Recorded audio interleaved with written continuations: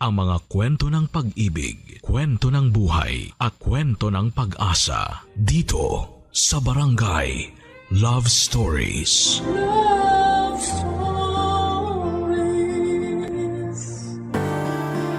Mahirap pumili kung saan ka liligaya, lalo na kung may isang masasaktan. Pero sa bawat desisyon ay may kapalit na aral na magtuturo sa atin kung paano maging totoo sa sarili. Ikaw, kabarangay, pipiliin mo ba ang taong mahal ka o ang taong mas nakakaunawa sa iyo? Dear Papa Dudut, may mga pagkakataon na sinusubok ng tadhana yung relasyon na meron tayo. May biglang darating sa buhay natin na magpapagulo ng isipan at nararamdaman natin. At magpaparealize kung totoo bang masaya pa tayo sa buhay na meron tayo. Magandang tanghali po sa inyo at sa ating mga kabarangay na kagaya ko ay palaging bukas ang radyo sa ganitong oras para makinig sa inyong programa. Tawagin niyo na lamang po ako sa pangalang Mika. 27 years old at nagtatrabaho sa isang lending company. Sumulat ako hindi lamang para magkwento kung hindi ay para humingi na rin po ng payo. At umaasa ako, Papa Dudut, na matutulungan ninyo ako at ng ating mga kabarangay sa kung anuman ang pinagdadaanan ko. Papa Dudut, nagkakilala kami ng boyfriend kong si Aldrin sa dati kong pinagtatrabahuhan. Naging close kami hanggang sa maging kami na nga pong dalawa. Nagpatuloy ang relasyon namin kahit na magkaibang kumpanya na kami nagtatrabaho. Makalipas nga ang 2 taon ay nag-decide na kaming magsama sa iisang bubong.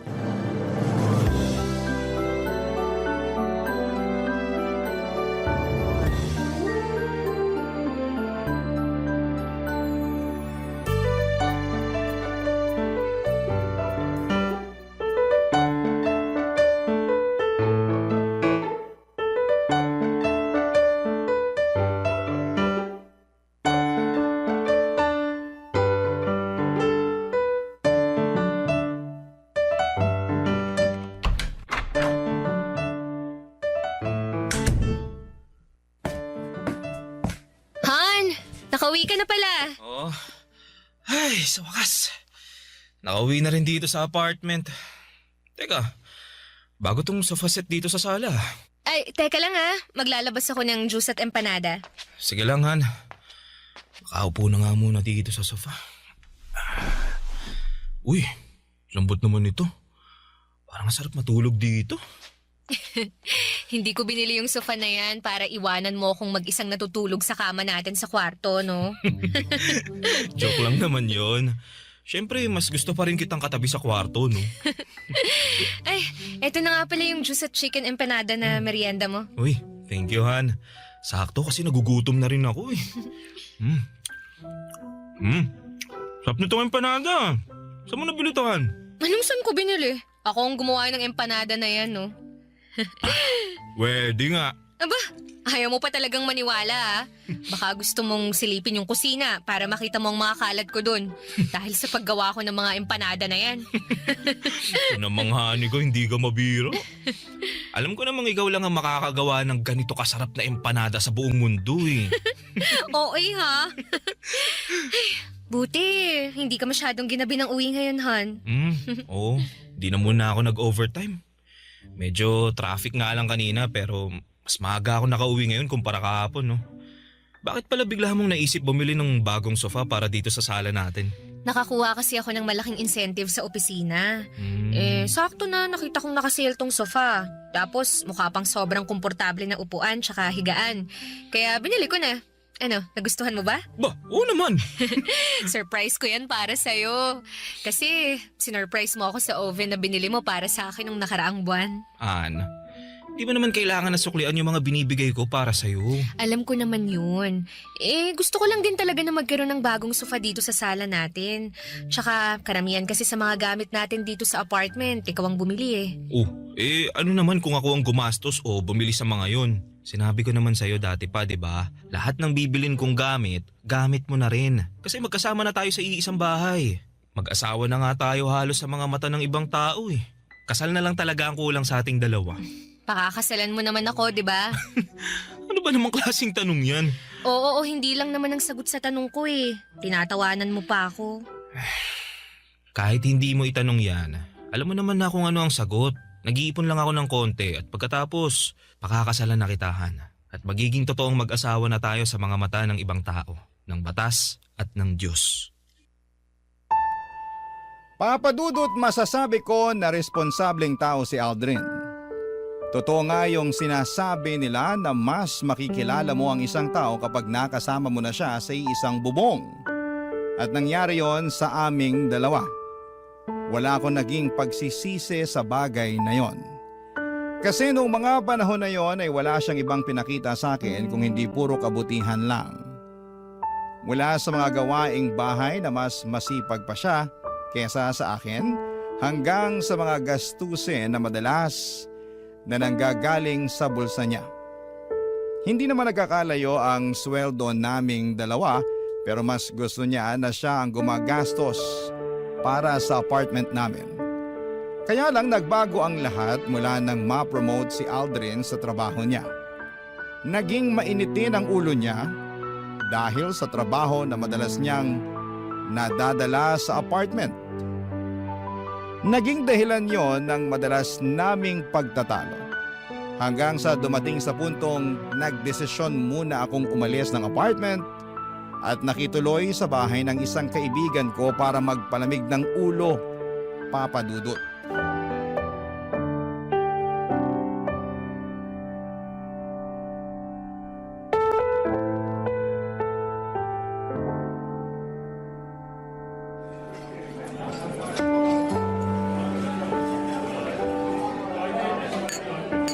Alak pa, Mika! Ito pa, oh! Teka, Jenny, awat muna. Ang dami ko na yatang nainom eh. Eh, ano naman kung maparami ka ng inom ngayong gabi? Alam mo namang mabilis akong malasing, di ba? Ayun na nga ang maganda, Mika.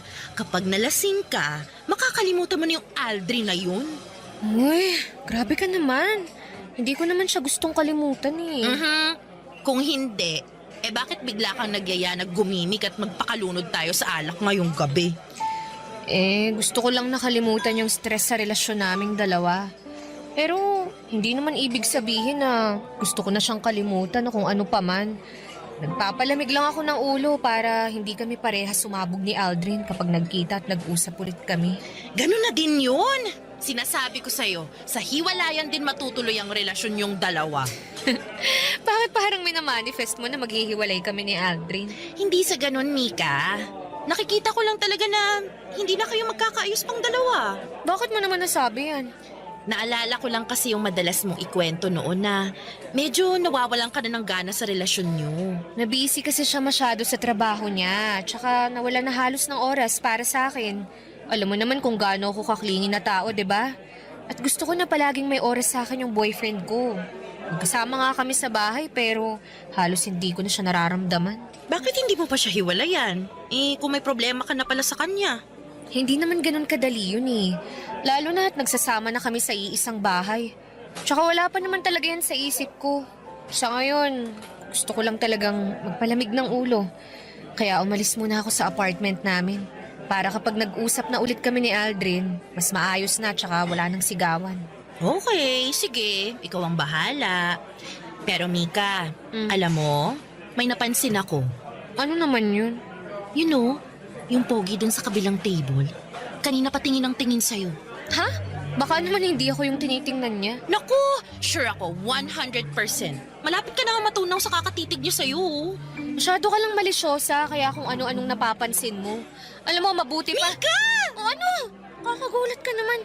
Bigla-bigla ka nalang tumitili halos dyan. Papalapit na si Pogi dito sa table natin!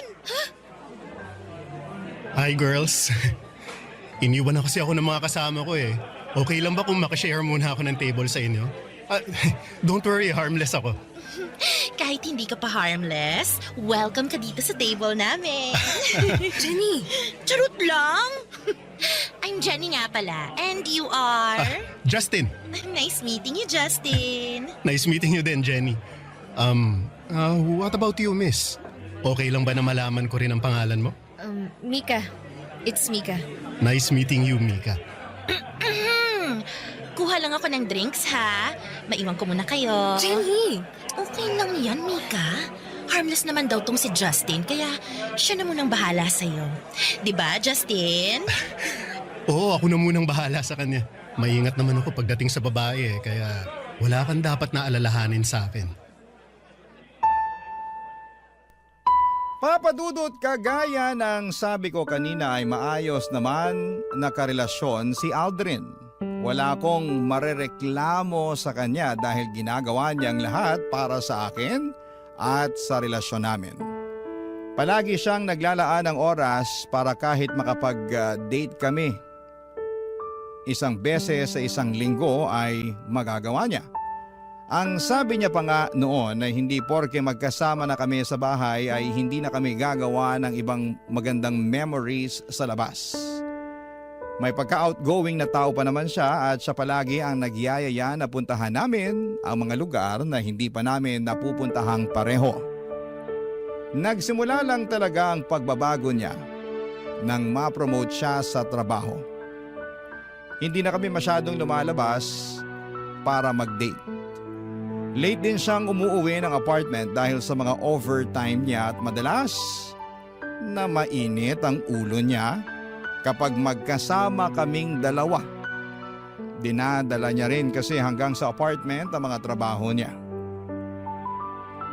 Buti sana kung trabaho lang, pero pati yung stress, nadadala niya. Papadudot yon ang naging dahilan para magsimulang tumabang ang relasyon naming dalawa. Bagay na kinakalungkot ko, Papa Dudut. Barangay Love Stories. Barangay Love Stories.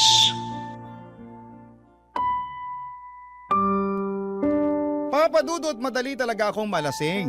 Pero hindi ako mabilis maging komportable sa isang tao. Pero nang gabi na nakilala ko si Justin ay parang may kakaiba sa kanya. Na dahilan para maging magaan ang loob ko habang magkausap kaming dalawa. Kaya hindi ko napansin na napaparami na talaga ang inom ko ng alak noon. Siguro kasi ng mga oras na yon ay nagsimula nang lumabas yung stress sa relasyon namin ni Aldrin na naipon noon sa dibdib ko.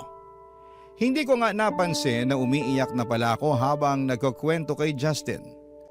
Basta naramdaman ko na lamang na parang lumulutang ako pero gumagaan naman ang pakiramdam ko. Ganon talaga siguro kapag nailalabas mo na yung nararamdaman mong bigat at sama ng loob. Kahit papaano, Papa Dudut, ay nakakahinga ka na ng maluwag. Pagkatapos noon, naalala ko na niyaya ko pa siyang sumayaw si Justin. Kasi gusto ko talagang i-enjoy ang mga oras na yon.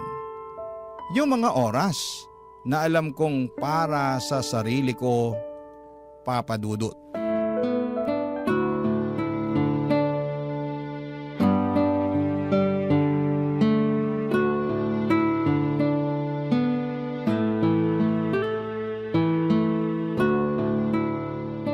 Grabe. Sobrang sakit ng ulo ko. Ano bang ginawa ko kagabi at ganito kasakit ng ulo ko? Teka, nasan ako? Bakit wala akong damit at kumot lang ang nakabalot sa katawan ko? Nasaan ang bag ko? Nasaan ang cellphone ko? Oh, mabuti naman at gising ka na, Mika. Ikaw? Anong nangyari kagabi? Wala kang naaalala sa nangyari kagabi? Magtatanong ba ako kung may naaalala ko? Nasaan ba ako? Nandito ka sa kondo ko. Kondo mo? Bakit mo ako dinala rito? Mika, relax. Mabuti pa kumain ka muna. Eto, may dala akong tray ng pagkain, kape at gamot para sa'yo. Sigurado kasi ako na masakit ang ulo mo dahil sa hangover. Sabihin mo nga sa akin, bakit mo ako dinala dito at anong ginawa mo sa akin? Ha? Ilalagay ko muna tong tray ng pagkain dito sa lamesa, ha? Okay. Bago mo ako pag-isipan ng masama, gusto ko lang sabihin sa'yo na kusa kang sumama sa akin dito. Ako? Kusang sumama sa'yo dito sa kondo mo? Oo, kahit tawagan mo pa yung kaibigan mong si Jenny. Nagaya na nga siyang umuwi kayo kagabi, kaya lang ang sabi mo, gusto mo pang uminom ng alak kasama ko. Sinabi ko yun. Oo, kaya inihabilin ka na lang niya sa akin. Pagkatapos, nung sobrang lasing ka na talaga at halos hindi ka na makatayo, hiningi ko na sa'yo ang address mo para maihatid na kita pa uwi sa inyo. Kung totoo yung sinasabi mo, bakit nandito ako ngayon sa kondo mo? Kasi ang sabi mo, ayaw mong umuwi sa bahay ng kaibigan mo. At ayaw mo rin naman na ihatid kita sa apartment yun ng boyfriend mo.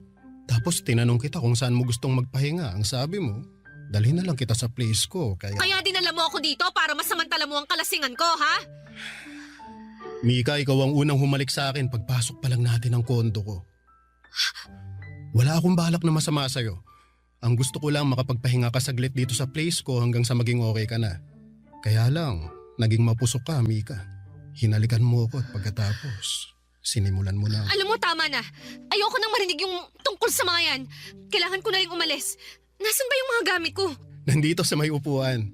Inayos at tinupi ko na nga kasi kung saan-saan mo na lang hinagis yung mga yan kagabi. Justin, pwede bang lumabas ka muna para makapagbihis na ako?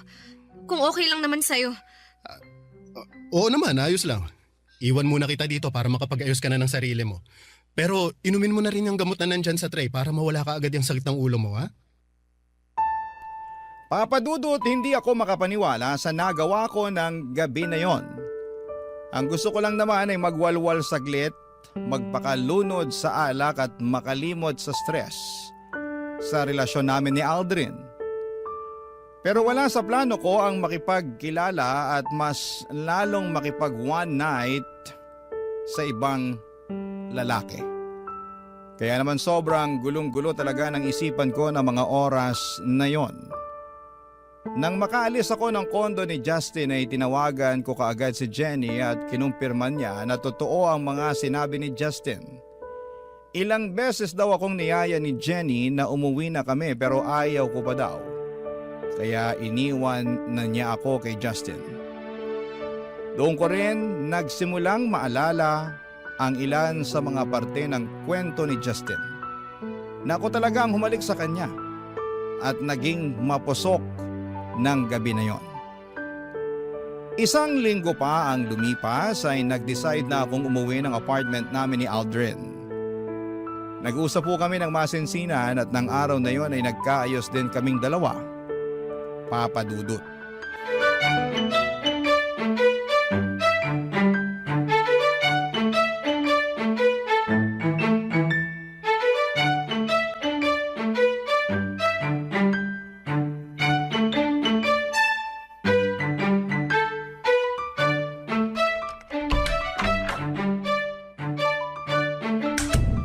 Oh, Han!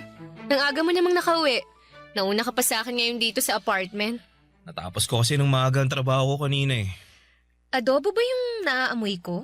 Oh, niluto ko yung paborito mong chicken pork adobo. Ay, wow! Talaga? Namiss ko yan, ha? Sakto nga ang uwi mo kasi kakatapos ko lang ding magluto eh. Upo ka na dito para makakain na tayo. Sige. Ito na ang paborito mong chicken pork adobo. Yun, oh. Paglalagay na kita sa plato mo ah. Sige. Yan. Tikman mo na, Han. Sige, Han.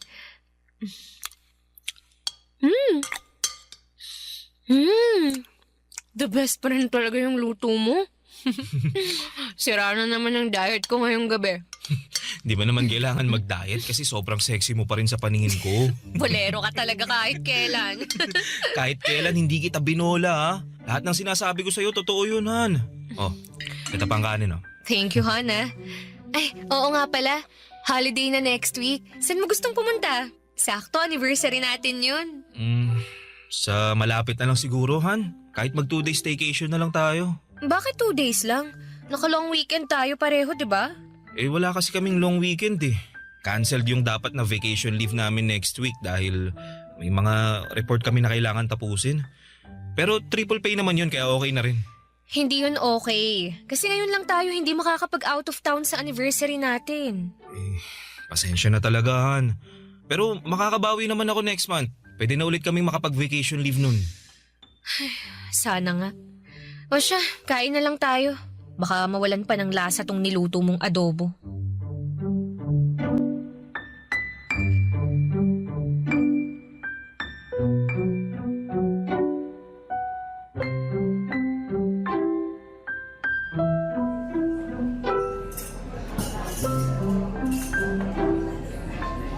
Ang tagal naman ni Jenny. Kanina pa ako naghihintay sa kanya dito sa coffee shop eh. Mika, Justin? sabi na ikaw yan eh. Sinong hinihintay mo? Boyfriend mo ba? Hindi. Si Jenny. May usapan kasi kaming magkikita kami ngayon dito sa coffee shop. Ang tagal nga niya eh. Okay lang ba kung makishare muna ako ng table habang hinihintay mo siya?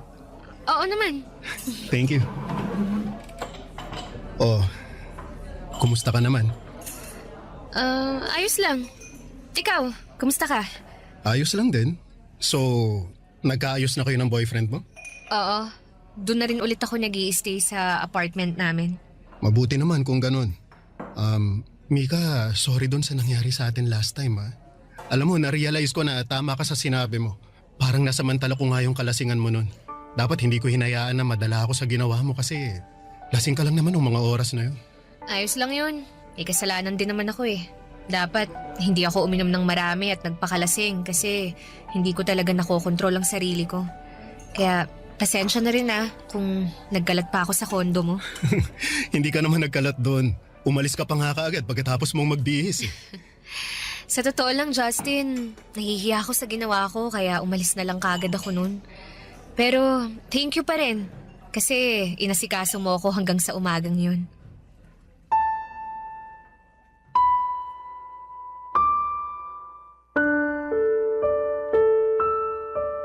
Papadudot naramdaman ko ulit sa gaan sa pakiramdam ko ang naidulot ng pag-uusap namin ni Justin ng mga oras na yon. Sa totoo lang, pagkatapos ng huling pagkikita namin ay may mga oras na hinahanap-hanap ko siya.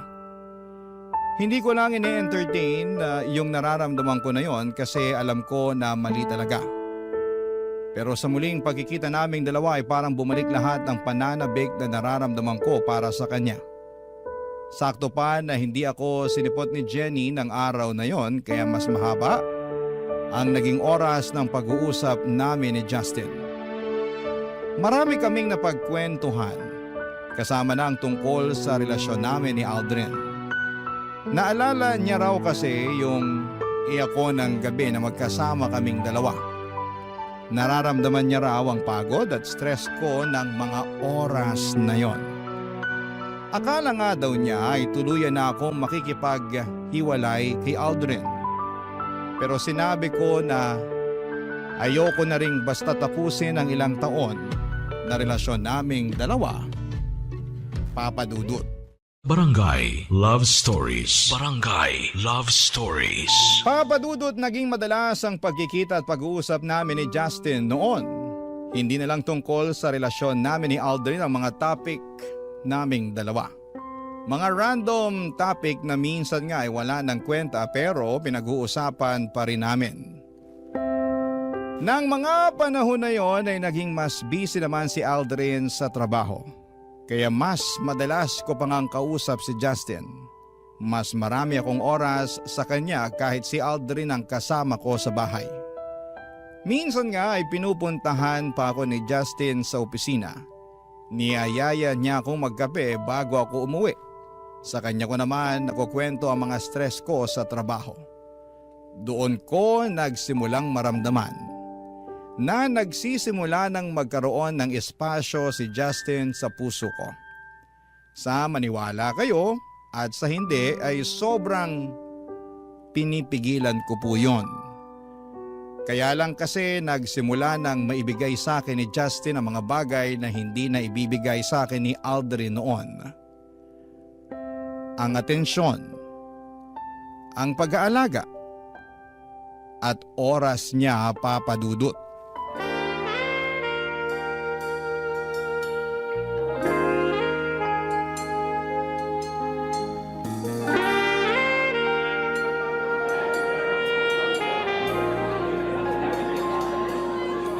Finally, nakapag-date din ulit tayo, Han. Oo nga eh. Akala ko hindi ka na magkakaroon ng oras ulit para sa akin. Sabi ko naman sa'yo, babawi ako. Bumibelo lang talaga ako. Naiintindihan ko naman kasi mag-iisang taon ka palang halos sa bagong posisyon mo sa opisina. Salamat sa pag-intindi palagi sa akin, Han, ha. Alam ko na ikaw yung pinaka nahirapan kasi madalas sinasalo mo yung init ng ulo ko eh. Pero sana wag mong kalimutan na ginagawa ko lahat to para sa future nating dalawa, ha. Konti na lang. Pwede na nating malipatan yung hinuhulugan kong bahay. Tsaka makakakuha na rin tayo ng kotse kaya masusundo at maihatid na rin kita sa trabaho mo. Sabi ko naman sa'yo, tutulungan na kita sa pagbabayad sa mga yan para hindi ka na nahihirapang mag-budget. Hindi na kailangan kasi kaya ko namang hulugan lahat eh. Mas kailangan ko na lawakan mo yung pag-unawa mo sa akin. Sa mga ginagawa ko sa trabaho ko, mas kailangan kita sa tabi ko. Kahit kailan, hindi ako nawala sa tabi mo, Han. Alam ko, kaya malaki ang pasasalamat ko sa'yo kasi hindi ka napagod sa akin. Kaya nga gusto ko sana na ibigay sa'yo to. Anong laman ng maliit na kahon na yan? Buksan mo para malaman mo. Sige. Han, para saan ang singsing na to? Han, gusto ko magsimula tayo ulit. But this time, gusto ko ibang level naman. Mika, will you marry me? Oo. Siyempre, oo. I will. I will marry you, Aldrin.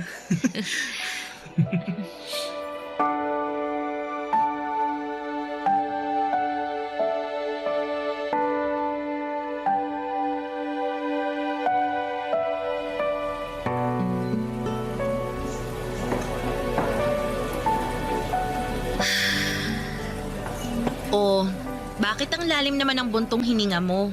Tapos, kanina mo pa tinitingnan yung engagement ring mo. Wala lang. Wala lang, pero kanina ka pa napapatulala dyan. Magkwento ka na, dali. Makikinig ako. Anong chika yan, girl, ha? Wala naman akong chika, Jenny. Pwede nga. Oo nga. Okay lang naman ako. Okay. Sige, sabi mo eh. Ako na lang ang magtatanong para may pagchikahan tayo. Bakit parang hindi ka masaya na ikakasal ka na? Ha? Bakit mo naman natanong yan? Eh, halata kasi sa mukha mo habang nakatitig ka dyan sa engagement ring mo. Tsaka, hanggang ngayon nga hindi mo pa rin pinopost o di kaya sinostory man lang sa social media yan eh. Kaya aminin mo na sa akin, may gumugulo talaga ngayon sa isipan mo, no, Mika? Sige na nga. Sasabihin ko na ang totoo. Eh, Jenny, para kasing hindi na ako sigurado kung gusto ko pa ba talagang magpakasal kay Aldrin eh. Ayan na nga bang sinasabi ko? Matagal ko nang nararamdaman yan. So, nahuli mo na ba siyang may ibang babae kaya ayaw mo nang ituloy ang kasal? Walang ganyan, Jenny. Kahit kailan, hindi ako niloko o sinaktan ni Aldrin. Ah, okay. Eh, bakit biglang nagbagong isip mo? Hindi ko na kasi nakikita yung sarili ko na siya yung kasama ko habang buhay eh. Pakiramdam ko kasi hindi niya na ako maaalagaan ng maayos. Masyado siyang focus sa trabaho. Oo, alam ko na para sa aming dalawa din yun. Para sa akin o sa future namin. Pero hindi lang naman kasi yun ang kailangan eh. Kailangan ko rin ng presence ni Aldrin sa buhay ko. Gusto kong maramdaman na nakafocus siya sa akin at hindi lang sa future naming dalawa.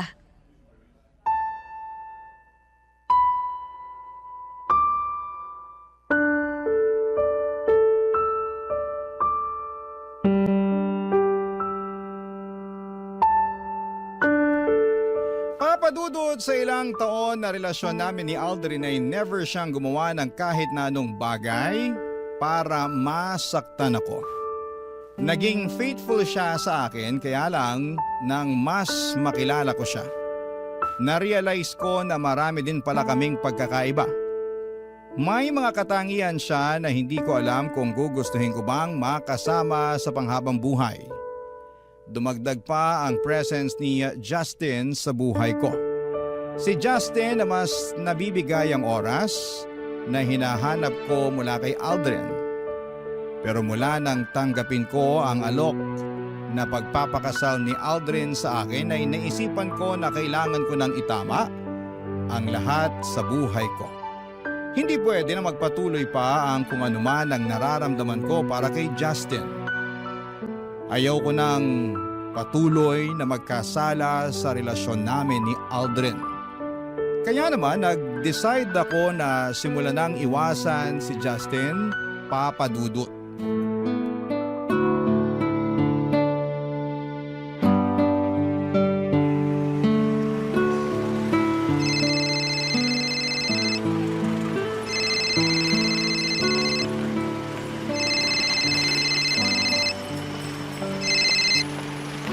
Oh, Han, napatawag ka. Itatanong ko lang kung pauwi ka na. Oo, kakalabas ko lang ng opisina namin.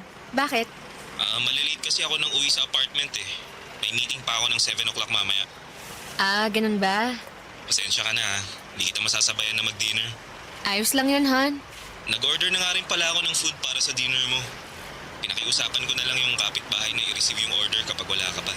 Thank you, Han. Pero dapat hindi mo na ginawa yun. Pwede naman akong bumili ng pagkain bago ako umuwi eh. Pambawi ko man lang kasi ang sabi ko, sabay tayo magdi-dinner ngayon, di ba? Han, kailangan ko na rin bumalik sa loob ha. Tatawagan na lang ulit kita mamaya. Bye. I love you. Sige, Han. I love... Huh? Pinaba na pala niya. Ay, makapunta na nga sa may waiting shed para makasakay na ako ng taxi. Mika, Justin! Anong ginagawa mo rito? Wala naman tayong usapan na magkikita tayo ngayon ah. wala nga pero gusto kasi kitang makita kaya pinuntahan kita dito. Bakit? May problema ba? Kung meron, tinext mo na lang sana ako kaya tinawagan mo na lang ako. Mika, bakit mo ba ako iniiwasan? Ha? Saan naman galing yan? Hindi kita iniiwasan, Justin. Kung hindi, bakit hindi mo na sinasagot ang mga text o tawag ko? Naging busy lang ako sa trabaho. Yun lang yun. Mika, may problema ba tayo? Ano bang sinasabi mo? Wala naman tayong problema, Justin. At wala tayong dapat na maging problema. Talaga? Wala? Wala kang gustong sabihin? Hindi mo ipapaliwanag kung bakit mo ako iniiwasan? Sa ibang araw na lang tayo mag-usap. Kailangan ko nang umuwi. Mika, sandali. Bitiwan mo nga ako! Mag-usap nga kasi muna tayo. Huwag mo akong talikuran. Mahirap pa talagang intindihin na wala tayong dapat na pag-usapan, Justin. Gusto kita at alam kong gusto mo rin ako kaya mo ako iniiwasan. Justin, ikakasal na ako. Alam ko, sinabi sa akin ni Jenny. Pero hindi mo naman na siya mahal, di ba? Mika, aminin mo na yung totoo. Gusto mo na rin ako at ayaw mo nang magpakasal kay Aldrin. Gusto mong malaman yung totoo? Sige, aaminin ko na.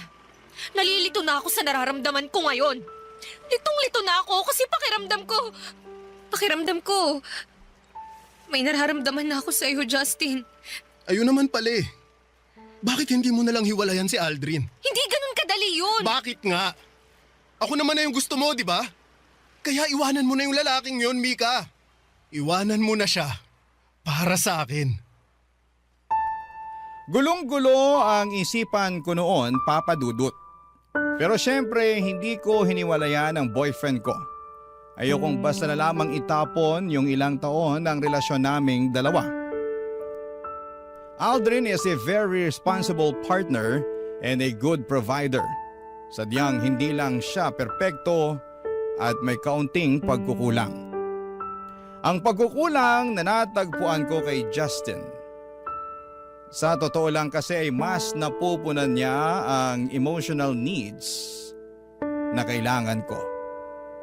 Para bang hindi ko na kailangang magkwento sa kanya o sabihin kung ano man ang problema ko.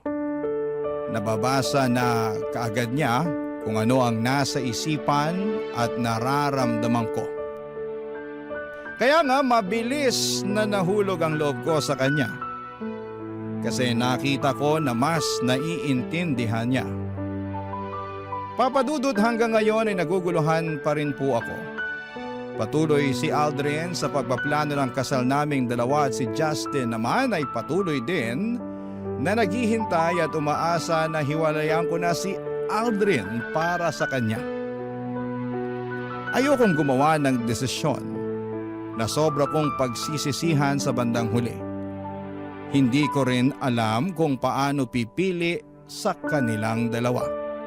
dahil alam ko na merong isang masasaktan sa desisyon na gagawin ko.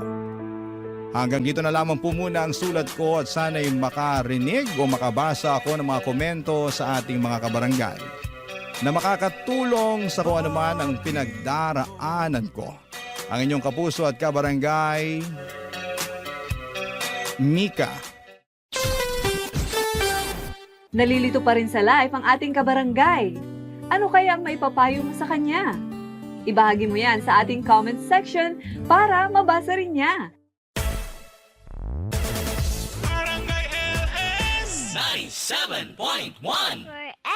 Mga kwento ng pag-ibig, kwento ng pag-asa at mga kwento ng buhay dito sa Barangay Love Stories. Love Stories.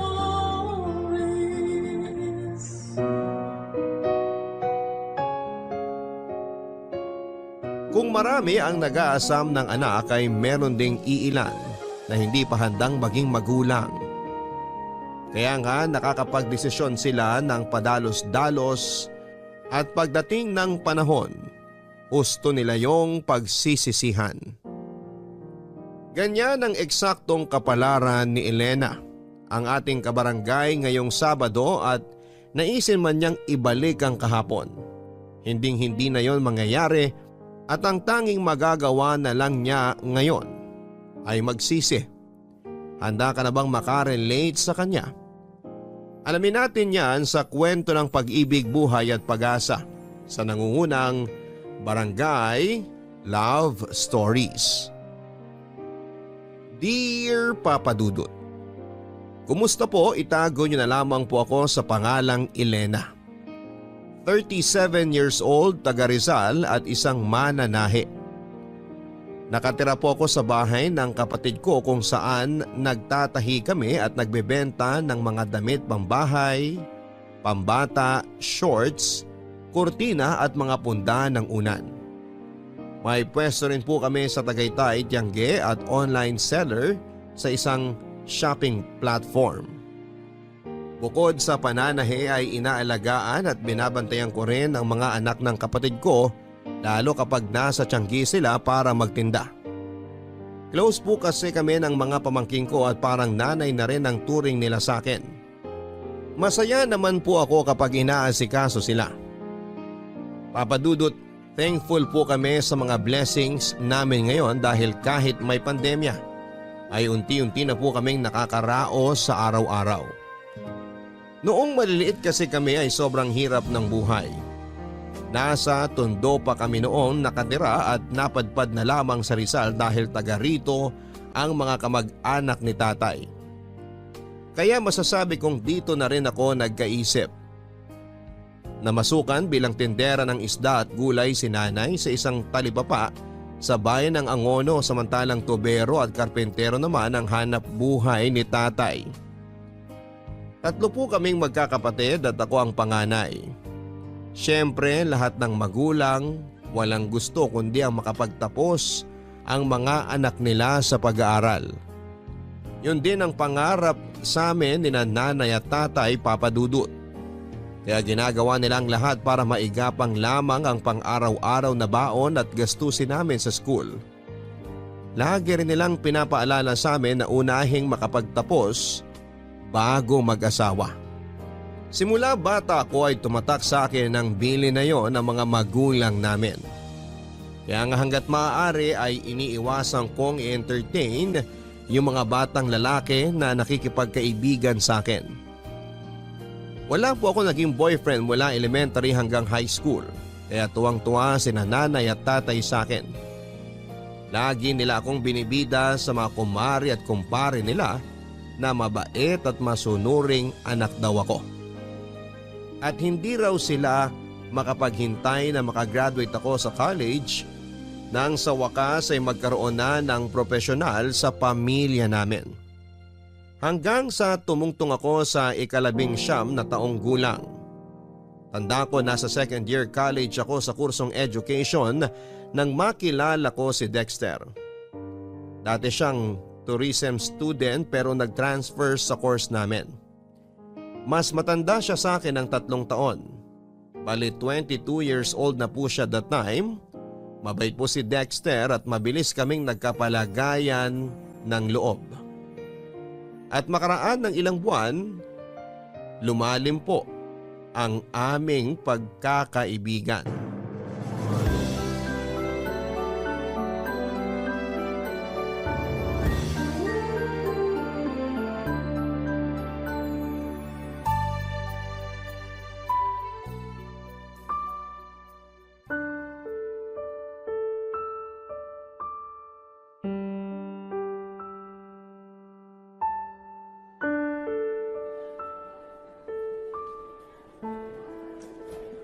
Dexter, ano ba? Bakit kanina mo pa ako iniiwasan? Hindi mo nga ako kinausap kanina sa klase natin eh. Parang wala lang ako sa'yo. Wala lang talaga ako sa mood. Kilala mo naman ako pag bad trip, di ba? Yun lang yun. Yun nga ang hindi ko magets. Bakit ka bad trip? Kanino ka bad trip? Ay nako, ba't ba ang dami mong tanong? Ay, gusto mo talagang malaman? Malamang tinatanong ko nga, di ba? Sa'yo ako bad trip. At bakit naman? Ano bang ginawa ko para mainis ka ng ganyan sa akin? Kaya ka ba nagkakaganyan kasi nabuntis mo ko? Hinaan mo nga yung boses mo. Mamaya may makarinig sa'yo eh. Machismis pa tayo. Ano kung i-chismis nila? Totoo naman na buntis ako at ikaw ang ama. Siraulo ka talaga. Sigurado ka bang buntis ka? Mamaya niloloko mo lang ako. Sinasabi ko sa'yo, Elena, hindi magandang biro yan ha. At bakit naman ako magbibiro, Dexter? Oo, buntis ako. Oh, ayan. Tingnan mo ang resulta ng pregnancy test ko. 2 linya. Ibig sabihin positive. Buntis ako. Ay, buisit namang buhay to. Patay ako nito kay nanay at tatay. Hindi nga nila alam na may boyfriend ako tapos ngayon magkakaapo na sila. Aba, akala mo ikaw lang ang patay sa mga magulang? Ako rin. Anong pinagsasasabi mo dyan? Bakit parang mas ikaw pa tong takot at nag-aalala? Baka nakakalimutan mo, ako ang nagdadala sa anak natin dito sa tiyan ko. Sabing hinaan mo yung boses mo eh. Para sabihin ko sa'yo, isang malaking pagkakamali ang lahat ng to. Yung pagbubuntis mo, hindi dapat nangyari yan. Kasi hindi pa ako handang maging tatay. May mga pangarap pa ako sa buhay. Wala pa akong planong bumuo ng pamilya. Ang kapal na mukha mong sabihin yan, Dexter. Mangilabot ka nga. Tao ka pa ba? Nabuntis lang ako, naging demonyo ka na. I'm sorry, okay? Pero nagpapakatotoo lang ako. Saka alam ko, ramdam ko, ganun ka rin. Iba, sabi mo patay ka kapag nalaman ng parents mo magkaka-baby na tayo. Ibig sabihin, hindi pa talaga buo yung loob mo na magkaanak tayo. Kasi nag-aaral pa tayo at marami pa tayong pangarap sa buhay. Ano gusto mong gawin ko? Nandito na sa tiyan ko ang anak natin. Ilang araw pa lang naman yan. Pwede mo pang alisin yan sa sistema mo. Gusto mong ipalaglag ko ang baby natin? Oo! Napapaliw ka na ba? Baliw na kung baliw. Pero baka matuluyan na ako kapag pinanganak mo ang batang yan. Intindihin mo kasing mabuti ang sinasabi ko. Please lang. Pareho pa tayong hindi handa na maging magulang. Kaya bakit natin ipipilit na buhayin ng batang yan kung magiging miserable lang siya pag pinanganak mo? Mahal, makinig ka naman sa akin oh. Di ba may tiwala ka naman sa akin? Pero natatakot ako, Dexter. Di ba masama yun? Masama na ipalaglag ang baby kasi parang pinatay mo na rin siya. Wala pa namang masyadong muwang sa mundo yung baby sa tiyan mo. Baka nga dugo pa lang yan eh. Kaya ngayon pa lang, alisin mo na siya. Huwag kang mag-alala. Kasama mo naman ako eh. Hindi kita iiwan. Makikita mo. Mas magiging okay tayo pag nawala ang anak natin.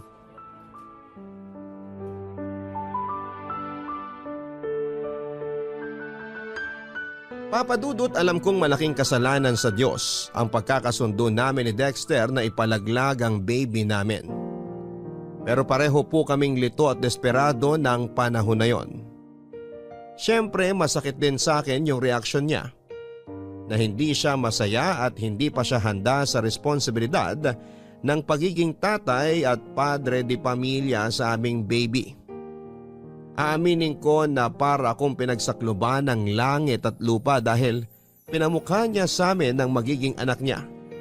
na malaking pagkakamali yung nangyari sa aming dalawa. Naging kami po ni Dexter, Papa Dudut, pero sekreto lamang po yun, lalo sa parents namin. Kung may nakakaalaman, mga barkada lang po namin at nag-promise naman sila na hindi ipagkakalat. Fast forward. Dahil sa aming kapusukan ay may nangyari sa amin at nagbunga po yun. Ang totoo ay hindi pa rin po talaga ako handa na maging magulang dahil meron pa akong pangarap na makapagtapos ng college. Maging lisensyadong guro at makapagturo. Hindi ko po yun matutupad kung meron akong anak na aalagaan. Kaya natuloy po ang pagpapalaglag ko sa baby namin ni Dexter sa tulong ng kakilala ng isang kaibigan namin. Pagkatapos noon ay bumalik po sa dati ang relasyon namin ni Dexter na parang walang nangyari. Kaya lang hindi pa nagtatagal simula nang mag-decide kaming alisin sa tiyan ko ang anak namin ay napansin ko na biglang nanlamig ang relasyon namin ni Dexter. Yun naman pala ay meron po siyang nilalanding babae na isang HRM student. Siyempre may tenga ang lupa, may pakpak ang balita. May nakapagtimbre sa akin na kakilala ko sa course na yon, na napapansin nilang may katext lagi ang naturang babae at hindi nagtagal ay nalaman nila kung sino ang lalaking kalandian nito. Walang iba kundi si Dexter na boyfriend ko. Sobrang sama po ng loob ko, Papa Dudut, dahil kahit sekreto lamang ang pagiging mag-on namin ni Dexter, still kami pa rin po ang magkarelasyon. Galit na galit ko siyang kinumpronta ng araw na yon. Bakit mo ginawa yun, Elena? Ang kapal naman ang mukha mo tanungin kung bakit kita sinampal. Alam mo, kung Aray! tutuusin, Ano ba? kulang pa nga yan. Dapat sa'yo sinasaktan ng gusto. Napakasama mo. Pwede ba tigilan mo na ang kasasampal sa akin? Ano ba kasing ginawa ko? Nambababae ka. Yan ang ginagawa mong animal ka. Akala mo ba bobo ako? Tanga? Inosente? Akala mo yata ganong klaseng babae ako pwes nagkakamali ka. Huling-huli ka na. May ebidensya ako rito ng mga pictures nyo na palihim na nag-uusap kapag di tayo magkasama. Aminin mo na kasi, niloloko mo akong lintik ka. Okay, sige. Inaamin ko. Napakasama mo, Dexter! Napakademonyo mo! Elena, ano ba? Kung mag-eskandalo ka ng ganyan, baka patulan na talaga kita. Mahiya ka nga. Mamaya may makarinig pa sa atin tapos isipin nag-aaway tayo. Aba, bakit? Mukha ba tayo nagkakasiyahan dito ngayon? Tsaka teka nga, bakit parang ang yabang mo pa dyan? Inamin mo na nga na nambababae ka pero parang ang dating normal lang yun sa'yo? Paano naman kasing hindi ako titingin sa iba? Ganyan ang ugali mo. Habang tumatagal, nakakabwisit ka na, alam mo ba yon? Ang dali mong magselos. Lahat na lang pinagseselosan mo. Barkada ko, classmates natin. Tapos nasasakal na rin ako sa relasyon nating dalawa. Masyado kang emosyonal at kulang sa atensyon. Ano bang palagay mo sa akin? Yaya mo? Magulang mo? Hindi naman, di ba? May sarili akong buhay tapos gusto mo lagi kang nakikisawsaw. Ano? Bawiin mong sinabi mong yan kasi nakakasakit ka na! Marunong ka palang masaktan? Kasi kani-kanina lang, ikaw yung nananakit eh. Tinan mo nga itong mga hampas at palo mo sa akin. Bakit pa sa braso ko yung kamay mo? Tapos ito yung mukha ko. Sigurado akong pulang-pula na sa sampal mong gaga ka. Ano na lang sasabihin ko sa parents ko pag nagtanong sila kung na paano to? Hindi ko naman yan gagawin sa'yo kung naging matino ka lang sana. At hindi ka nang bababae. Tigilan mo na nga ang paninisi sa akin. Saka hindi ako mambababae kung hindi ka aastang baliw at siraulo dyan. Hindi mo ako pag-aari.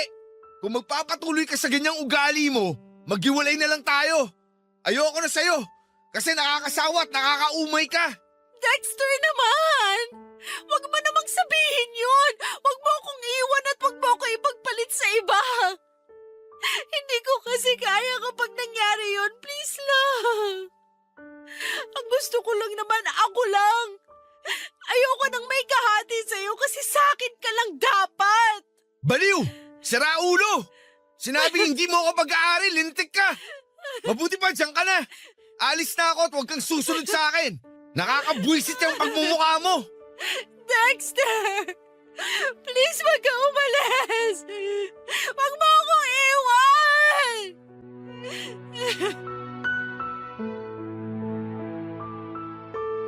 Yung masama na ang loob ko kay Dexter lalo pong sumama pagkatapos ng pagtatalo naming yon, Papa Dudut.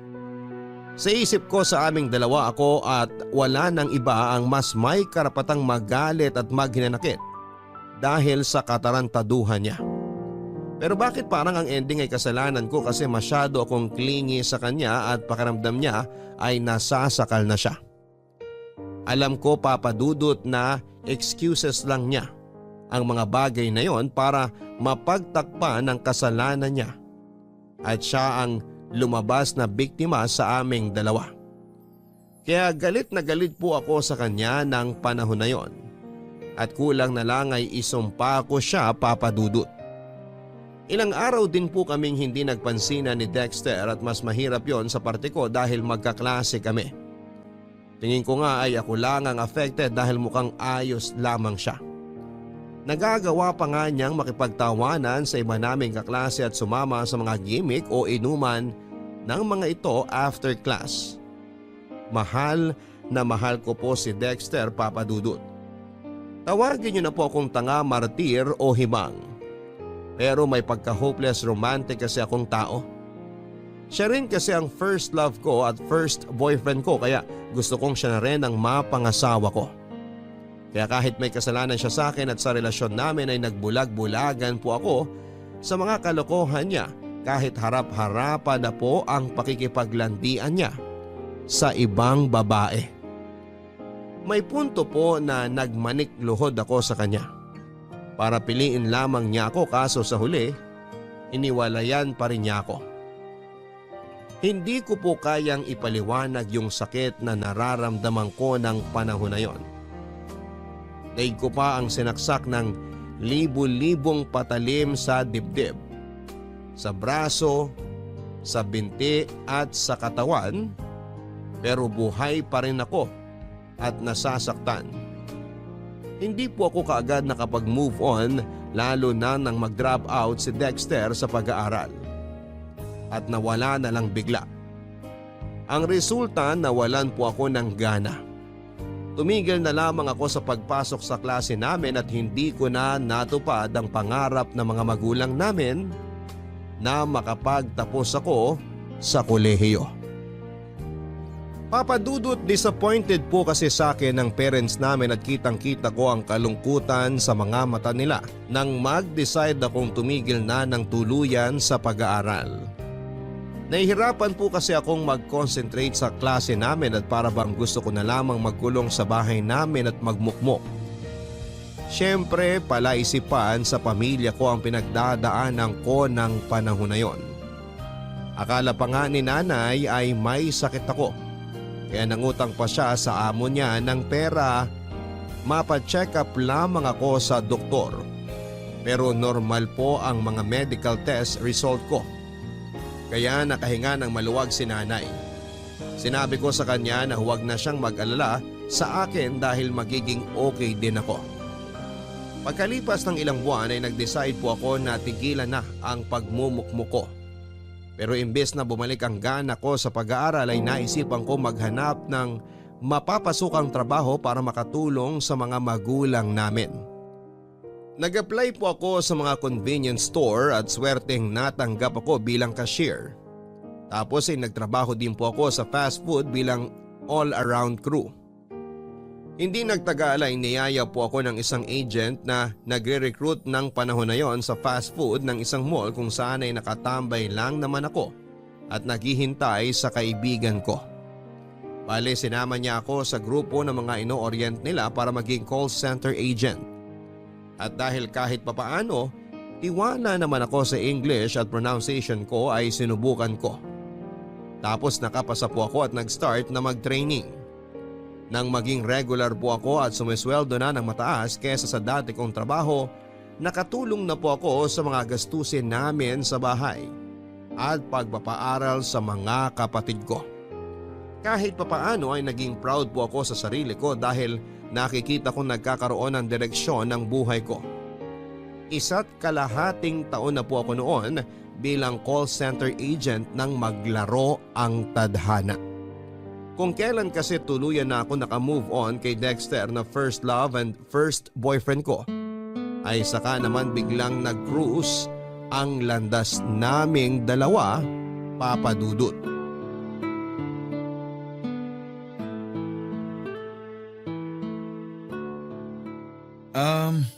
Kumusta ka naman, Elena? Ang tagal din nating hindi nagkita. Ayos lang. Ito working as call center agent. Diyan lang office namin sa malapit. Naisipan ko lang bumili ng kape bago mag-start shift ko. Ah, ganun ba? Sandali, nagkakape ka na pala ngayon? Oo, nakakailang cups nga ako nito araw-araw. Nakaka-addict kasi. Nako, hinay-hinay lang sa pag-inom ng kape ha. Masama rin yan sa kalusugan kapag napasobra. Alam ko naman yun. Hindi ko lang din maiwasan dahil kailangan lagi akong gising sa trabaho ko. Kapag hindi ako nakakapagkape, daig ko pa yung sabog at lutang. Ganun? Ayos lang ba makipagkwentuhan sa'yo? Nagmamadali ka ba? Ang totoo, gusto ko sanang humingi ng sorry sa'yo kasi bigla ako nawala after ng breakup natin. Alam kong masakit sa'yo na naghiwalay tayo tapos iniwan pa kita. Ewan ko kung anong pumasok sa isip ko nun. Kaya bigla ako nag-decide na tumigil sa pag-aaral at sumama sa tito ko papunta sa Cebu. Pinasok niya ako ng trabaho doon. Doon na rin ako tumira ng ilang taon. Elena, alam kong malaki ang kasalanan ko sa'yo. Kaya gusto kong humingi ng sorry. Aaminin ko masama ang loob ko kasi sinaktan mo ko ng sobra-sobra noon. Hindi ko maintindihan kung ano bang naging kasalanan ko sa'yo para sa huli. Iwan mo ko at hindi piliin. Ikaw ang first love ko, first boyfriend. Kaya normal na masaktan ako ng husto at mahirapang makamove on. Siguro, tinanggap ko na lang talaga na hindi tayo para sa isa't isa at merong nakalaan sa ating iba. Teka, maiba ako. May asawa ka na ba? Mga anak? Wala. Wala akong anak at mas lalong wala akong asawa. Sinubukan ko manligaw. Nagka-girlfriend naman ako pero iba ka pa rin, Elena. Sobrang ibang-iba yung relasyon natin at hindi ko yun mahanap sa mga babaeng nakasama ko. Alam ko lahat ng mga kasalanan at pagkukulang ko sa'yo. At sa maniwala ka o hindi, pinagsisihan ko yun ng gusto. Kung may babalik ko lang ang kahapon, hindi kita sasaktan at hindi kita iiwanan. Kaso wala eh. Nagpakagago ako. Imposibleng matama ko pa yung mga maling nagawa ko. Mga bata pa tayo noon kumpara sa edad natin ngayon. Siguro mas nag-mature na tayo. Tsaka pinatawad na kita, Dexter. Hindi ko man maintindihan yung mga dahilan mo noon kung bakit mo yun nagawa. Hinayaan ko na lang na tulungan ako ng panahon na maghilom. Tapos sino mag-aakala na magkikita tayo ulit, di ba? Napaka mapaglaro ng kapalaran. Oo nga eh. Pero naniniwala ako na may dahilan ng pagkikita nating to. Pero ikaw ba? Meron ka na bang asawa o kahit man lang boyfriend? Wala akong asawa. Wala rin ako mga anak. At mas lalong wala akong boyfriend ngayon.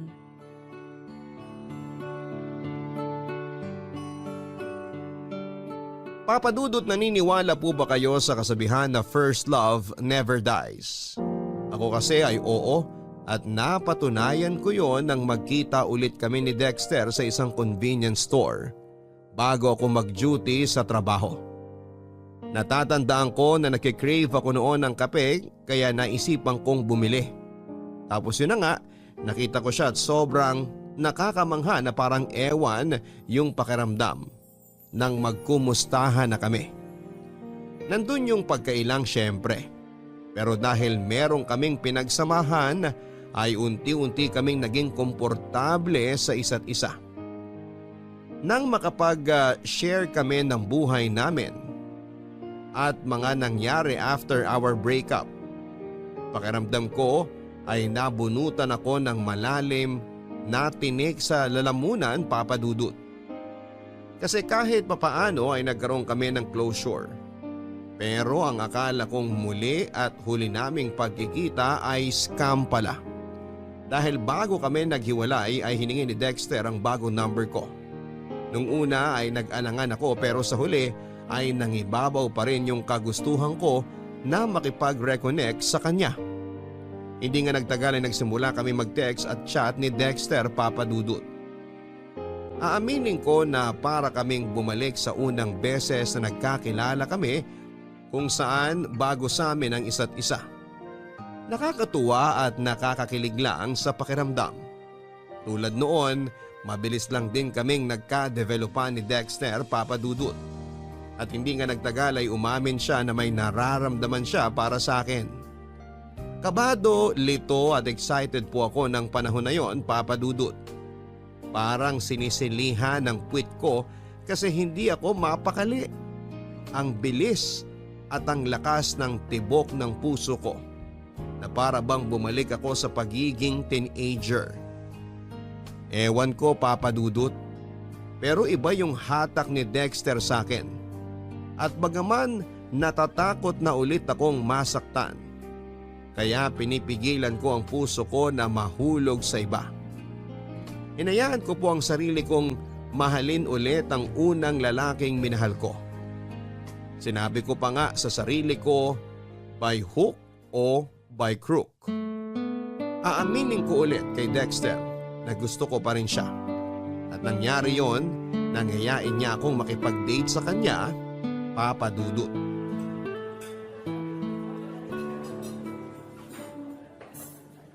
Elena, thank you ah. Thank you saan? Sa pagpayag mong lumabas kasama ko. Bakit naman ako hindi papayag? Siyempre, hindi kasi ako sigurado kung, alam mo na, kung pareho pa rin tayo ng nararamdaman sa isa't isa. Ano ba to?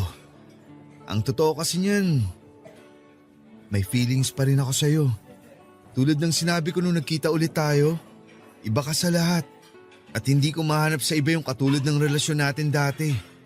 Kaya nga sabi ko sa sarili ko, ngayon na nagkita ulit tayo, parehong single at walang commitment, tapos pumayag ka rin makipag-date sa akin ayoko nang sayangin yung pagkakataon na binigay sa akin ng Diyos para bumawi sa'yo at itama ang mga mali ko.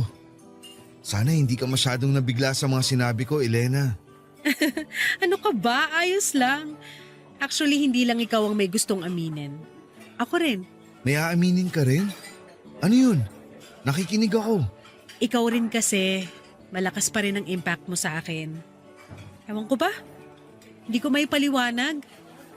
Nung naghiwalay tayo, ginawa ko talaga lahat para kalimutan ka. May mga nanligaw sa akin, oo, pero hindi pa rin kita mapakawalan sa puso ko. Siguro nga kinukumbinsi ko lang ang sarili ko na nakamove on na ako sa'yo, na nakamove on na ako sa relasyon natin, kahit hindi naman talaga. Masaya ako nung nagkita ulit tayo. Kabado rin syempre kasi hindi pa ako ready na marinig mula sa'yo na pamilyado ka ng tao. Pero matapos mong sabihin na wala pang ibang babaeng nakahihigit sa akin dyan sa puso mo, umasa ako na baka may chance pa tayo, Dexter. Tingnan mo nga naman oh. Nakakatuwang isipin na sinadya talaga na magkita tayo ngayon para bumawi sa isa't isa. Pangako, Elena, magiging mas mabuting boyfriend ako. Ngayon na tama na ang panahon para sa ating dalawa. Walang araw na hindi ko ipagsisigawan sa mundo kung gaano ako kaswerte na dumating ka sa buhay ko. Yun kung hahayaan mo akong ligawan kita. Ano, payag ka? Walang problema. Pumapayag ako. Basta promise mo sa akin na hindi mo na ako sasaktan katulad dati. Kasi kahit paano may takot pa rin sa puso ko. Pero syempre mas nananaig yung pagmamahal ko para sa'yo. Mahal din kita, Elena. Sobrang mahal. Pangako, magiging good boy na ako. Araw-araw kitang uunahin. Tiwala na akong mas magagawa at mapapatunayan ko na yun ngayon. Kasi nasa tamang edad na ako. Di hamak na mas mature na ako mag-isip kaysa noon. Kaya huwag kang mag-alala. Ligtas ka sa akin. At salamat pala sa pagkakataon. Huwag ka nang mag-thank you. Reserve mo na lang yan pag sinagot na kita. Ang tanong, sasagutin nga ba kita? Teka, di ba mutual na yung feelings natin? Oo, pero depende pa rin yun sa panliligaw mo. Naisip ko kasi baka magbago pa ang isip ko kaya dapat galingan mo. Matagal na yata akong magaling. Alam mo yan. Oo, at mayabang din. Kumain na nga tayo bago pa lumamig tong mga pagkain. The best daw ang steak nila rito. Oh, heto, tikman mo. Susubuan kita.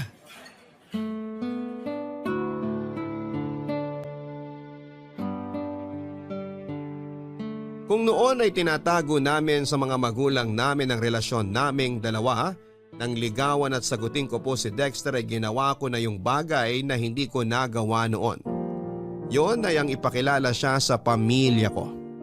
Lalong-lalo na kina nanay at tatay. Kabado po kaming pareho nang dalhin ko siya sa bahay namin pero naging maayos naman ang pagkikita nila ng parents ko at ang pagtanggap sa kanya ng pamilya ko. Malaking bagay po yun sa amin dahil mas maluwag ang kahit na anong relasyon kapag tanggap kayo ng mga magulang ninyo. Hindi nagtagal ako naman po ang ipinakilala ni Dexter sa parents and family niya. Naging okay rin po ang lahat sa dulo kaya tuwang-tuwa kaming dalawa, Papa Dudut. Wala na po akong mahihiling sa may kapal dahil muli niya kaming pinagtagpo ni Dexter at pinagsama bilang magkasintahan. Malungkot man at masakit yung paghihiwalay namin noong araw, naniniwala po kami na paraan lamang yon ng tadhana para ihanda kami sa panibagong buhay na haharapin namin.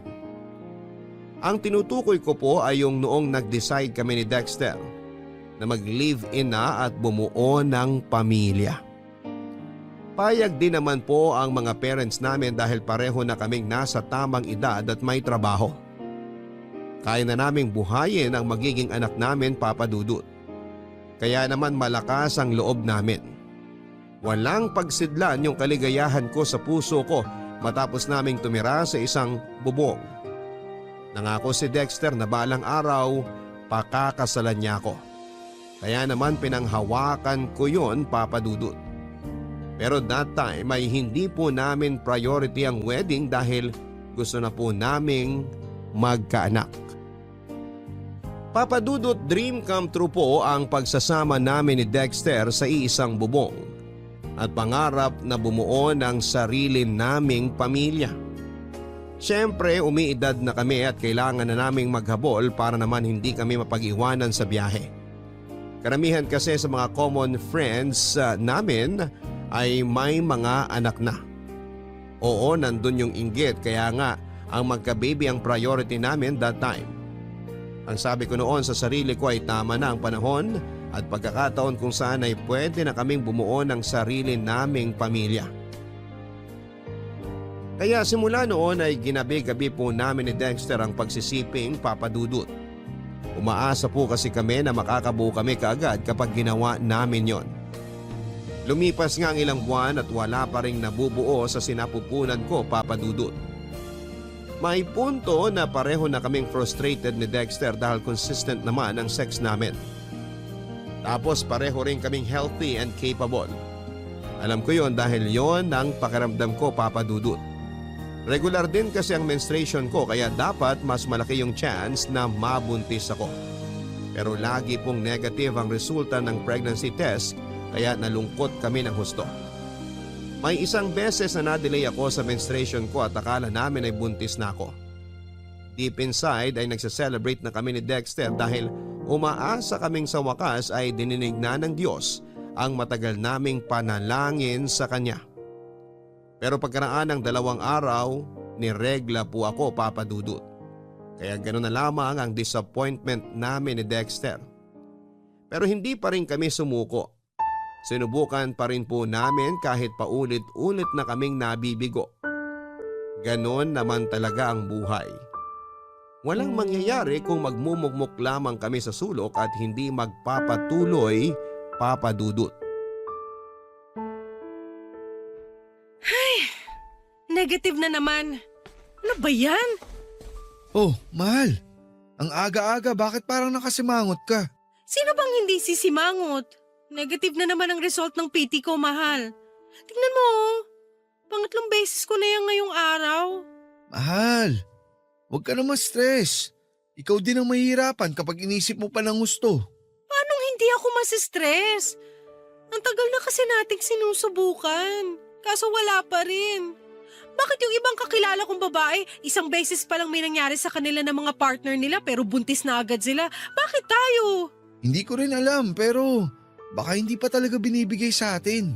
Alam mo, malapit na akong maniwala na karma natin to kasi pinalaglag natin ang unang baby natin noon, mahal. Ano bang pinagsasasabi mo? Naisip ko lang naman. At bakit bigla mo namang naisip yan? Pareho naman natin ginusto na ipalaglag ang baby natin noon Kasi hindi pa tayo handang maging magulang. Wala pa tayong kakayahan noon. Di tulad ngayon.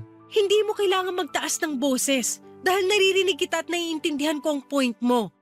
Ang akin lang kasi, naniniwala pa rin naman ako sa karma. At paano kung ito na yun, di ba? Kaya hirap tayo makabuo dahil nga kinakarma na tayo. Karma ka dyan. Kasabihan lang yun. Hindi yun totoo. Pwede ba? Huwag ka nga magpapaniwala sa mga karmang yan. Dami mong papaniwalaan yan pa talaga. Bakit ba hindi mo ako mag-gets? Siyempre babae ako. Kung frustrated ka dahil kahit anong gawin natin hindi pa rin tayo makabuo, pues mas frustrated ako. Ikaw lang ang gumagawa ng ikagaganyan mo, Elena. Oo, katulad mo, busit ako. Pero nasa katinuan pa rin ako. Sinasabi mo bang baliw ako, ha, Dexter? Aray! Ano? Sumagot ka! Bakit ka ba nananakit? Wala naman ako sinasabing ganun May narinig ka ba lumabas sa bibig ko? Sa'yo kaya mismo nang galing yun, Elena. Parang gago naman talaga to, At ako pa talaga ang gago, ha? Niya ka? Wala ka nga sinasabi pero yun na rin ang punto mo. Palagay mo sa akin, mahina po make up? Aray! Sumusobra ka na! Grabe ka! Lumuwag na naman yata yung tornilyo mo sa utak. Ang aga-aga, ganyan ka. Makaalis na nga muna rito sa bahay. Diyan ka na! Buisit! Dexter! Bumalik ka rito! Hindi pa tayo tapos mag-usap!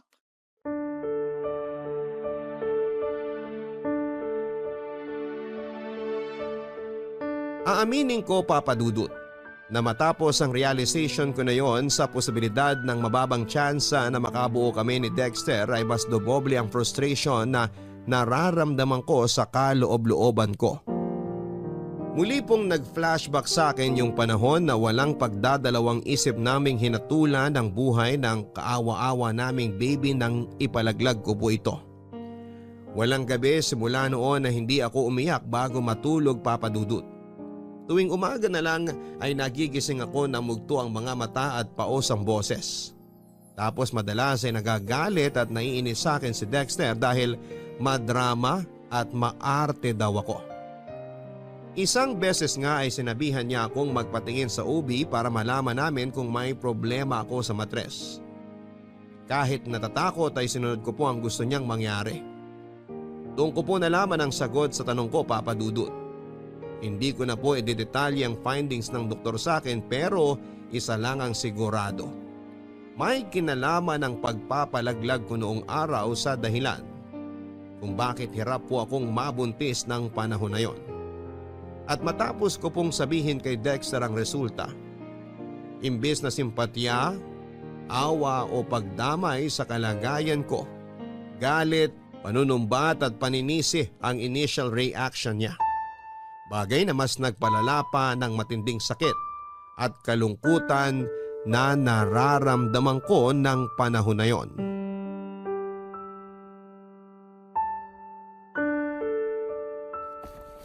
Dexter, pwede ba huminahon ka lang?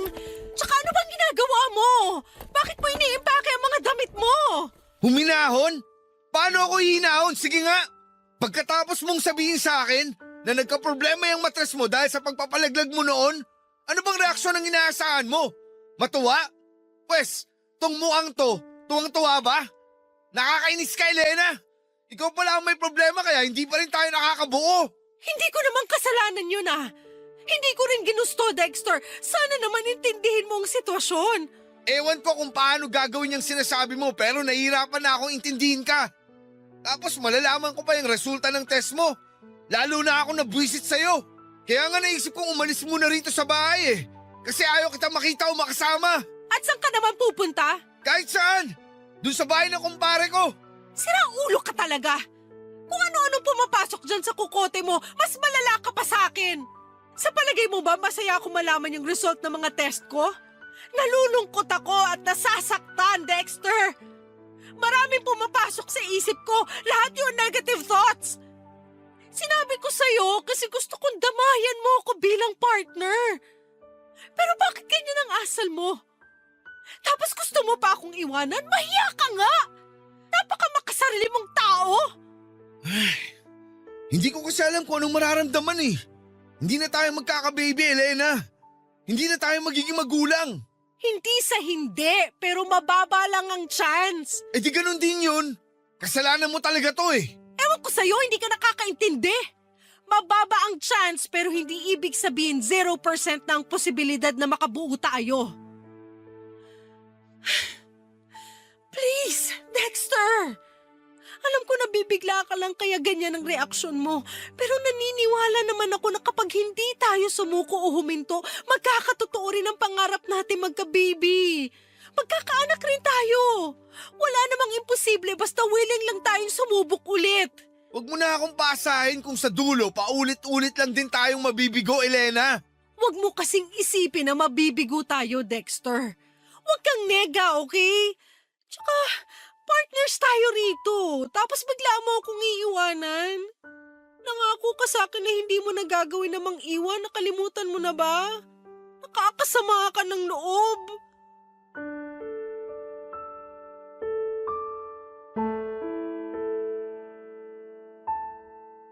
Matapos sabihin sa akin ni Dexter na hihiwalayan niya ako dahil hindi kami makabuo, ay nataranta po ako ng husto at kinain ng matinding takot, Papa Dudut.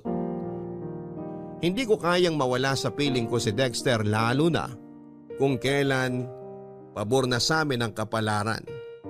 Muli po ako nakiusap sa kanya na subukan lang namin.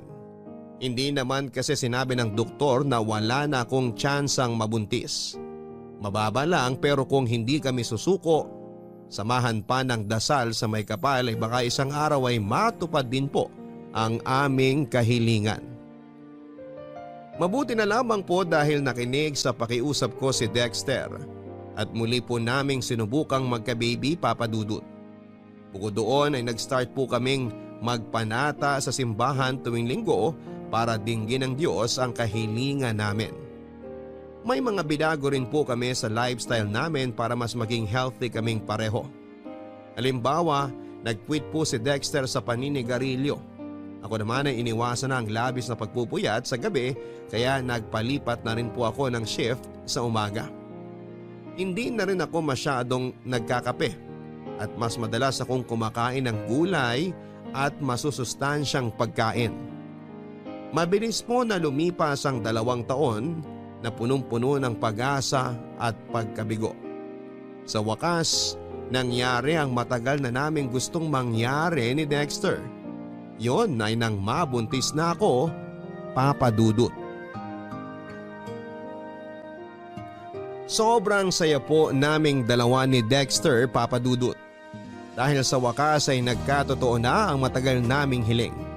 At yon ay nang sabay naming makita ang 2 guhit sa pregnancy test kit na ilang beses naming inulit makasigurado lamang na tama at positibo talaga ako. Naiyak pa nga ako noon matapos yakapin ng mahigpit ni Dexter, Papa Dudut. Kasi sino ba naman ang hindi magiging emosyonal, hindi ba? Ang tagal-tagal naming hinintay ang sandaling yon kung saan ay mabubuo na ang aming munting pamilya. Anak na lamang po talaga ang kulang sa aming pagsasama. Kung maingat na po ako noong bago ako mabuntis, mas naging maingat po ako during my pregnancy, Papa Dudut.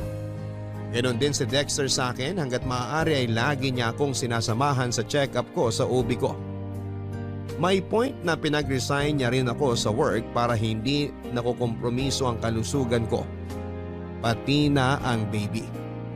Hindi nga nagtagal ay unti-unti po akong nagkaroon ng baby bump kaya lalo kaming naging masaya at excited ni Dexter. Mabilis po na lumipas ang ilang buwan, kabuwanan ko na. At ng araw na mga anak ako, nasa tabi ko lamang po si Dexter, Papa Dudut, kaya nabawasan yung takot at pangamba ko. Hi, mahal. Handa na ang hapunan. Thanks, mahal. Kaso parang hindi ko kayang umalis sa tabi ng baby natin. Tingnan mo kung gaano siya ka-cute. Naku!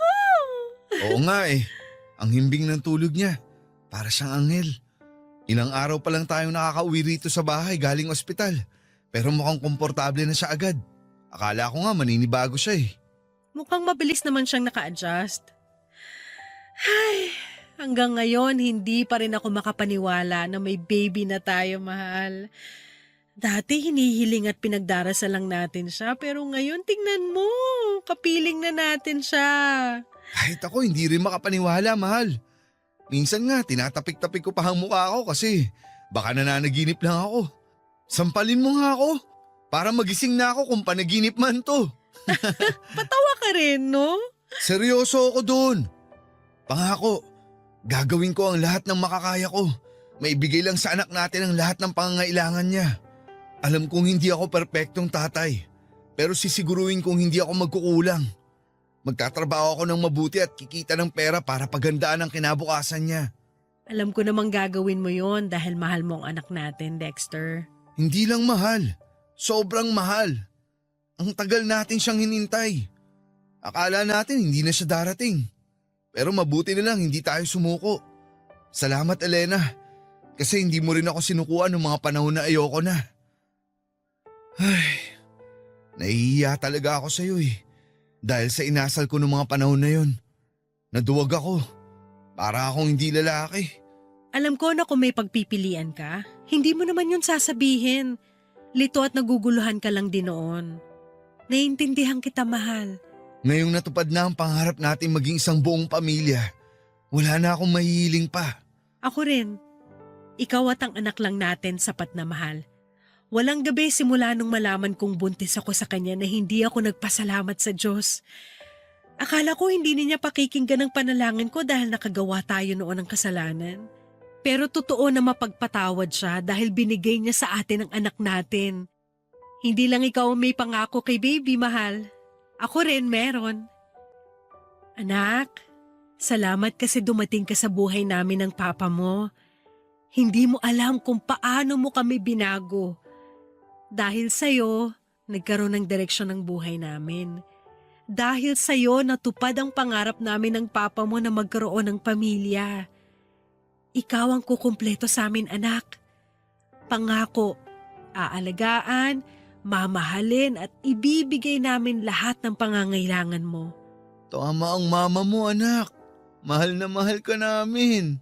Sobrang mahal ka namin. Totoo po na malaki ang nagbago sa buhay at pagsasama namin ni Dexter, Papa Dudut, matapos dumating ang aming anak. Mas naging responsable kaming magulang dahil gusto naming ibigay ang best namin para sa kanya. Kapansin-pansin din na mas ginanahan si Dexter sa pagtatrabaho dahil nag-promise siya sa amin ng anak niya na ibibigay niyang lahat ng pangangailangan namin. Papa Dudut, ako naman ay naging mas responsableng nanay. Bukod sa pagdating ng baby namin at tuluyang pagiging buo ng aming pamilya. Meron pa pong isang blessing na dumating sa buhay namin ni Dexter. Yon ay walang iba kundi ang maikasal kami at ganap na naging mag-asawa. Mabilis po na lumipas ang 3 taon. Naging masaya po ang aming pamilya, Papa Dudut. Kaso sino mag-akala na panandalian lang pala ang kasiyahang yon dahil nang sumunod na taon, nangyari ang ni sa hinagap ay hindi namin inaasahang mangyari ni Dexter. Yon ay matapos na ma-diagnose na may leukemia ang anak namin. Papa Dudut, dahilan para bawian po ito ng buhay during her medication. Masyado pong mabilis ang mga pangyayari at wala sa amin ni Dexter ang nakapaghanda. Bilang magulang na namatayan ng anak, kulang po ang salitang masakit para i-describe ang nararamdaman namin ng husband ko, Papa Dudut. Nang mga panahon na yon ay parang gusto na rin naming mamatay. At hanggang sa libingan ng anak namin ay hindi po namin siya mabitawan. Ngunit kasabay ng pagkawala ng anak namin, meron pa po palang matinding pagsubok na darating sa buhay at pagsasama namin ni Dexter. Bagay na lalong nagpadurog sa puso ko, Papa Dudut.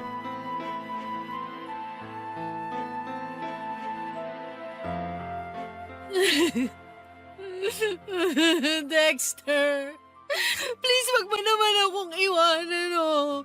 Hindi ko naman sinasadya na saktan ka. Nainis lang talaga ako sa sinabi mo na tamad ako at wala akong ginagawa dito sa bahay natin. Ganyan ka naman eh. Bigla ka na lang nananakit tuwing naiinis ka. Tignan mo nga tong labi ko. Pumutok na naman sa sampal mo. Saka totoo namang tamad ka. Hindi ka nga nagluluto para may makain na ako pagdating ko galing sa trabaho. Maghapon ka nga rito sa bahay natin.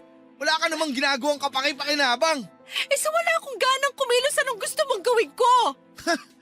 Idadailan mo na naman ba ang pagkamatay ng anak natin kaya nagkakaganyan ka pa rin? Elena, ilang buwan na yun. Hanggang ngayon ba hindi ka pa rin nakaka-move on? Sira ulo ka ba? Paano mo nasasabi tungkol sa bagay na yan na para bang napakadaling gawin? Anak natin ang namatay, Dexter, hindi kung sinong bata dyan! Alam ko yun. At hanggang ngayon masakit pa rin sa akin ang lahat. Kaso lalo ako nahihirapan dahil sa'yo. Napakadrama mo masyado. Lagi kang umiiyak. Napapagod na akong aluhin ka, Elena. Kaya iiwan mo na naman ako! Ganun ba yon? Ay, hindi ko alam. Naguguluhan ako. Pero isa lang ang sigurado. Tuwing nandito ako sa bahay, naalala ko ang anak natin. Kung pwede nga na hindi na ako umuwi rito para makalimutan ko na siya kaagad. Ano bang kasalanan natin? Bakit kailangan tayong paglaruan ng tadhana? Bakit kailangan kunin ang anak natin ng maaga? Ni hindi pa nga nagtatagal mula nung ibigay siya sa atin tapos gano'n na lang kadali na binawi siya sa atin. Kahit sa ang agulo ko tingnan, hindi makatarungan. Kasalanan mo talaga to, Elena. Ano? Bakit ako? Hindi mo kasi inalagaan ang anak natin. Diba? Nangako ka na babantayan mo siya. Nasisiguruhin mong ligtas siya. Pero bakit dinapuan pa rin siya ng ganong klaseng sakit? Bakit namatay pa rin siya at nawala sa atin? Nasisiraan ka na ng ulo! Tsaka ginawa ko naman ang lahat para alagaan siya. Hindi ko nga pinapakagat sa lamok o pinadadapuan sa insekto ang anak natin tapos ang kapal na mukha mong sisihin ako at sumatan ako na pinabayaan siya?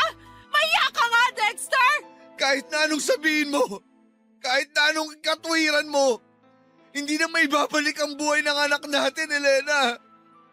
Naisip ko, wala na rin saysay na magsama pa tayo sa isang bubong. Kaya nakapag-desisyon na akong iwanan ka. Dexter naman! Ngayon mo pa talaga naisip yan samantalang dapat nga magkasangga at magkasama tayo sa buhay. Wala na ang anak natin. Pati relasyon at pagsasama natin bilang mag-asawa gusto mo rin mawala at masira? Bakit naman ganyan? Wala naman akong kasalanan na tulad mo nagluluksa rin ako. Tulad mo namatayan din ako ng anak. Huwag ka naman maging unfair sa akin. Huwag mo akong dramahan, buwisit ka. Dexter! Dexter, please naman huwag kang umalis. Huwag mo akong iwan, oh. Please, Dexter, nagmamakaawa ako sa'yo. Magbabago ako. Hindi na kita sasaktan. Magiging masipag na rin ako rito sa bahay.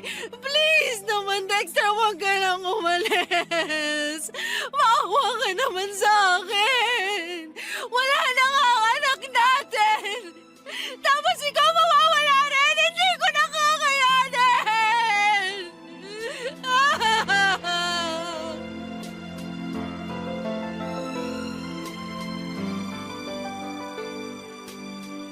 Hindi na po talaga maayos ang relasyon namin ni Dexter ilang linggo matapos mailibing ang anak namin, Papa Dudut. Ramdam ko na naging malayo kami sa isa't isa dahil pareho kaming nagluluksa. Aaminin ko na napabayaan ko rin siya bilang asawa at nagkulang din siya sa akin. Tapos huli na bago ko na-realize kung gaano na kalaki ang agwat namin sa isa't isa. Madalas na kaming mag-away kahit na sa maliit na bagay lamang. Tapos nasasaktan ko rin siya physically. Nagsisi po ako ng husto dahil nagpadaig ako sa emosyon ko. Kaya nga sinubukan ko pong isalba ang relasyon namin ni Dexter pero nauwi pa rin kami sa hiwalayan. Yung sakit na nararamdaman ko nang mawala ang anak namin ay naramdaman ko ulit matapos akong hindi piliin ang asawa ko, Papa Dudut. Sa kasalukuyan ay nakatira po ako sa bahay ng kapatid ko at tumutulong sa negosyo nila dahil para akong mababaliw kapag nananatili ako sa dati naming bahay. Hanggang sa ngayon ay aaminin ko na may mga gabi pa ring umiiyak ako bago matulog at paulit-ulit kong tinatanong ang Diyos kung totoo bang mag-isa na lamang ako sa buhay dahil kinuha na niya ang aking anak at nagkahiwalay na naman kami ni Dexter. Mukha lang po talaga akong matatag pero malapit na akong masiraan ng ulo. Hindi ko mapigilan ang sarili kong isipin na hinatulan na ako ng langit dahil sa kasalanang nagawa ko nang minsan ngunit walang kapatawaran. Kaya malaking bagay po na nakapagbahagi ako ngayon sa programa ninyo upang mabawasan ang sakit ng pinagdaraanan ko, Papa Dudut. Maraming salamat po kung sakaling mapili po ninyo ang sulat ko at sana'y patuloy pong i-bless ang Barangay Love Stories para makapaghatid po kayo ng magandang storya ng buhay.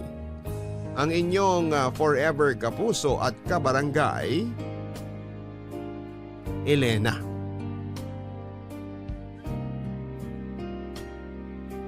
Maraming salamat, Elena, sa pagbahagi mo ng iyong storya at alam namin na mabigat ang pinagdaraanan mo sa buhay. Sana'y nagkaroon ng kaunting kapanatagan sa puso mo gayong naibahagi mo na sa aming programa ang kwento ng buhay mo. Mga kabarangay, kapag po tayo ay gagawa ng isang desisyon, siguraduhin po natin at pag-isipan po natin ito ng maraming beses. Dahil mahirap magsisi sa huli. Minsan kahit kapatawaran ay hindi na po ibinibigay sa atin dahil nahatulan na tayo. Magkaganon pa man ay ipagpatuloy pa rin natin ang pagbabagong buhay at pagiging mabuting bersyon ng ating mga sarili. Hanggang sa muli, ako po si Papa Dudut sa mga kwento ng pag-ibig, buhay at pag-asa sa Barangay Love Stories number 1. Mga kwento ng pag-ibig, kwento ng pag-asa at mga kwento ng buhay dito sa Barangay Love Stories. Love Stories.